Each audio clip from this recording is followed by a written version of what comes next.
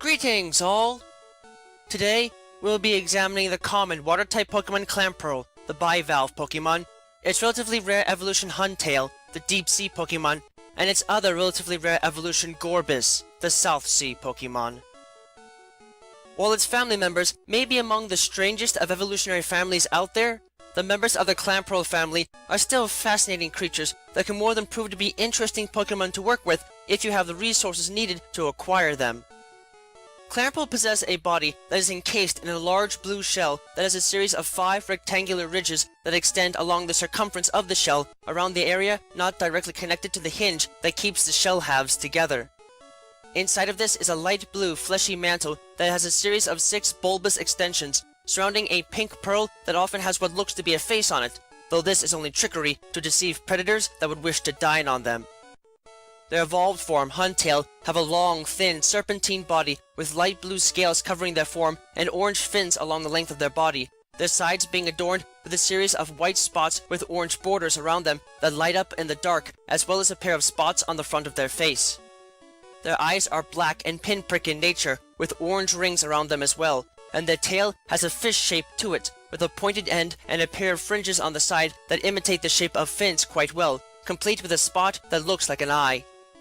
Their head has a pair of fin-like extensions on the lower jaw and a central fan-shaped one at the top of their head, and their mouth is lined with 5 razor-sharp fangs, perfect for skewering anything that they can get their mouths on. The other evolved form of Clamperl, Gorebyss, also possess long, thin, serpentine bodies, but they have bright pink scales on their body with an oval-shaped purple tail end. They have a fleshy extension on the bottom and top of their head like a crest, with the larger one on the top of their head having a purple tip, and their mid-body has a pair of clamshell-like growths that act as the housing for their extrasensory organs. Their eyes are very similar to that owned by Huntail, but with 2 notable eyelashes on each eye, and their mouth is quite small, coming to a point that they use to feed on seaweed and effectively burrow into prey items and opponents to feast on their vital fluids.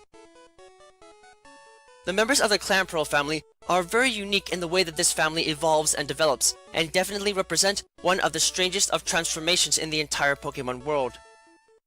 Normally, these creatures exist as basic mollusks with some unique powers and attributes, but they overall have very little to defend themselves with, aside from basic attacks that emphasize their ability to use the water around them in the sea to deal damage.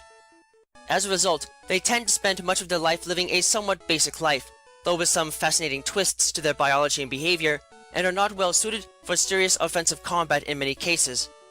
However, this changes when these creatures evolve, being able to change their biological form from their larval state into one that very closely resembles that of a fish, but the manner in which they evolve is quite unique and makes the effort of getting them to evolve a bit of a tiresome one. As it turns out, these creatures can actually evolve into one of 2 different types of Pokemon, each with their own unique powers, attributes, and hunting lifestyles, and the particular one that they evolve into is determined by 2 different primary factors: temperature and the remains of nearby organisms. Since Clamperl and their evolutions all dwell near the bottom of the seafloor, temperatures are generally quite low and difficult for most life forms to handle. Following this though, the precise temperature of the environment at the time of evolution still has a large impact on the evolution of Clamperl. If the water is especially cold, they will evolve into Huntail, as they are better adapted biologically to surviving in the high-pressure, low-temperature depths of the deep sea. If the water is comparatively warmer, however, such as in more southern seas, they will evolve into Gorebyss, since their body's internal thermal regulation is better operated outside of extremely cold temperatures. On the other hand, it is possible to make these creatures evolve by exposing them to certain items in the presence of specific energy fields, namely those used in trading devices. The items in question are known as the Deep Sea Tooth and the Deep Sea Scale. The Deep Sea Tooth is actually a discarded Huntail fang that has been worn away a bit, revealing the underlying enamel and a specific toxin that it contains. Clamperl that hold this item will have their base special attack stat doubled from the presence of this toxin, and if they are traded while holding it, it will cause the 2 to fuse, allowing them to evolve into Huntail. On the other foot, a different type of compound can be found in Deep Sea Scales, which are actually discarded shed Gorebyss scales. A Clamperl holding this item will have its special defense stat doubled, and if traded, the unique compound will interact with these creatures and the 2 will fuse, allowing them to evolve into Gorebyss. As a whole, This helps to make this family a fairly versatile one, and more than capable of springing a few surprises on opponents that don't know what to expect from their odd forms and evolutionary pathway. In looking at their abilities, a great deal of division can be seen among the different members of this family. With Clamperl, their sturdy shell naturally grants them access to the shell armor ability as their only base ability, while those that are a bit on the skittish side and react more readily to potential threats and make a break for an escape more often can possess Rattled as a hidden ability. As far as Huntail and Gorebyss go, their ability to swim through water quickly and effectively, especially when it is raining and there is more for them to swim through, allows them to possess Swift Swim as their only base ability. However, Huntail, as a result of their deep sea lifestyle, possess scales that are designed to be able to take extreme pressures and shrug them off as nothing due to a special film that tempers them on the outside, which also has the effect of keeping them from easily being scorched, giving them access to the water veil ability as a hidden ability. Likewise, the scales on Gorebyss are able to absorb water readily in order to heal status conditions that may be afflicted upon them, which can grant them access to the hydration ability as a hidden ability.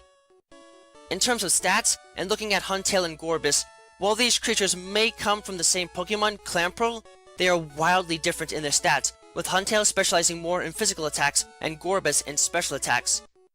However, they are the same in that they tend to be lacking in the way of HP, special defense, and speed, so those stats are all limited between them as below average for fully evolved water-type Pokemon. However, they both show great physical resilience and their offenses are fairly strong, so their base defense and special attack stats are above average for fully evolved Pokemon of their type, while Huntail additionally possess a base attack stat that is above average for fully evolved Pokemon of their type. As such, while they might not be among the strongest of water-type Pokemon, these creatures can still fight back hard and prove to be a thorn in the side of opponents that are not expecting their unusual form of offense that each evolution brings to the table. While one might readily mistake the pink object inside of Clamperl as them, in reality, the soft, squishy mantle that is a part of their internal form is the actual creature itself. The creatures only produce a single pearl in their lifetime, and the large pink objects are incredibly valuable to them just as much as they are to humans, the latter case valuing them 10 times as much as shelter pearls.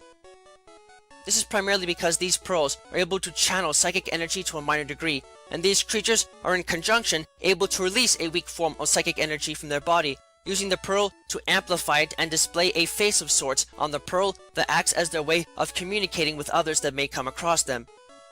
Clamperl depend on this pearl for this vital tool of communication, and if they lose it, they're out of luck and must hope that they can survive on their own without being able to use the face on the pearl to communicate with others and frighten away potential predators.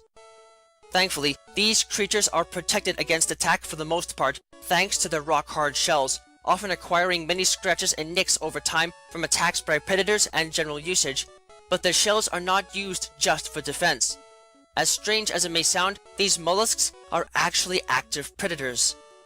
While they can filter feed, and will do so more frequently early on in their life, most of the time, Clamperl will often wait until a prey item gets close before using their whirlpool attack to trap them and bring them close to their forms, where they will then proceed to use their clamp attack to latch onto the prey item and use the powerful muscles at their hinge to grip and crush their prey item to death, releasing a corrosive enzyme that breaks down the body into a nutritious slurry that Clamperl can then absorb through their soft body.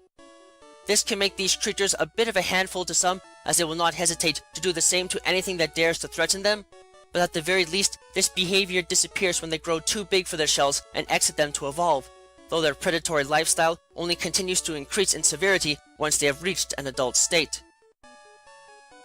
For a great deal of time in modern science, it was assumed that Gorebyss was the only evolved form that Clamperl could take, and that deep-sea tooth items were from an unrelated creature. It was only when diving technology became advanced enough to support deep-sea diving that Huntail was discovered and finally linked to Clamperl as part of their evolutionary family. These deep-sea dwellers make their homes at the bottom of the ocean, where there is effectively no light and the temperatures and pressures are extreme. Their long, eel-like bodies are only protected internally from the crushing force by their sturdy scales and their incredibly thick, sturdy spine.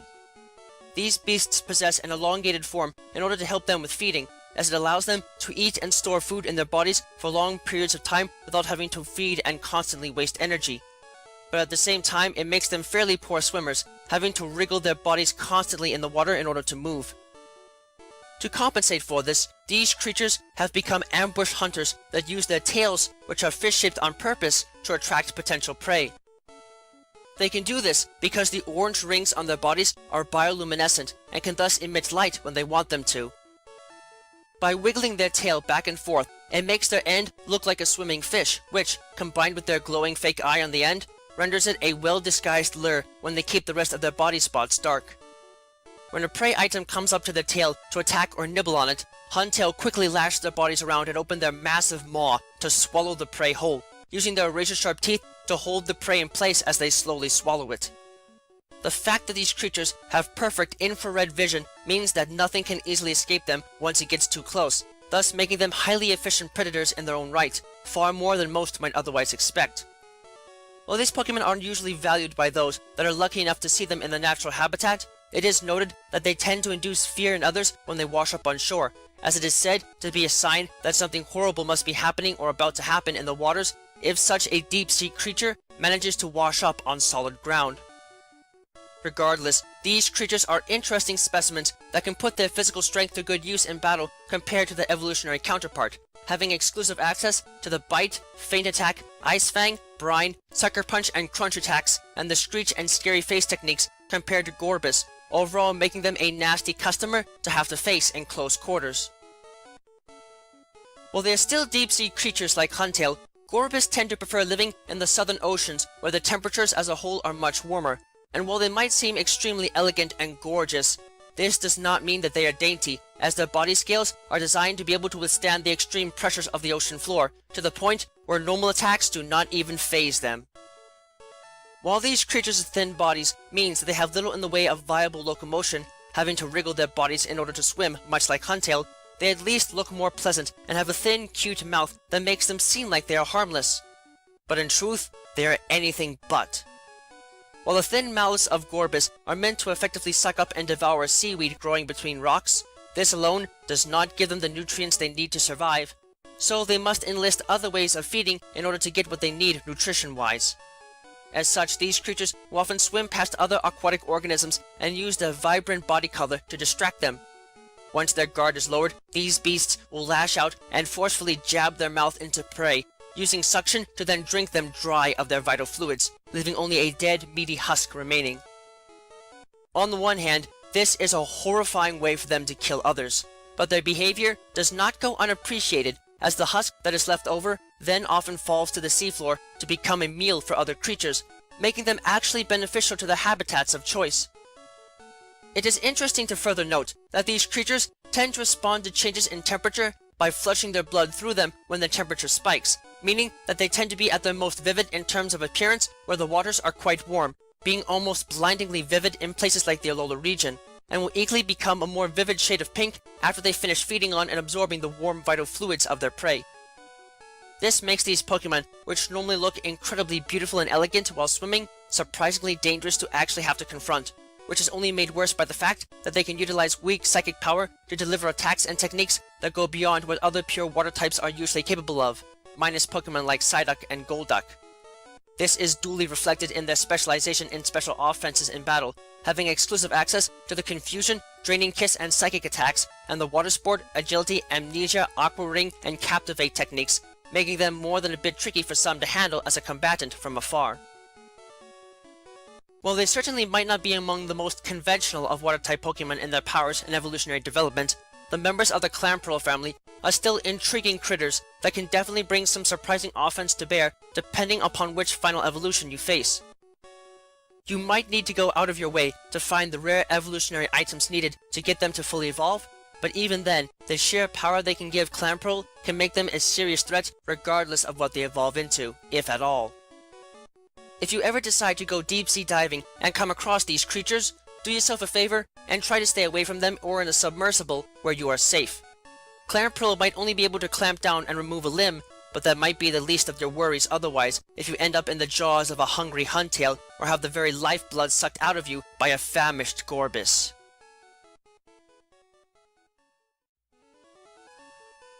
Thank you all for watching this video. It is always an honor to be able to speak with you all on the subject of Pokemon in a way that brings me great joy and happiness in my work. If you would like to keep tabs on past and future work, click that subscribe button, Check out my work on DeviantArt, and don't be shy about following me on Twitter, where you can find pertinent announcements on upcoming work before it is officially posted. Links to both can be found in the video description. If you would like to support my work and help Miguel and I continue to produce more content for you and improve upon our presentation, please visit us at my Patreon page, which you can also find a link to in the video description. Yeah, no. With that, I thank you for watching and I wish you well.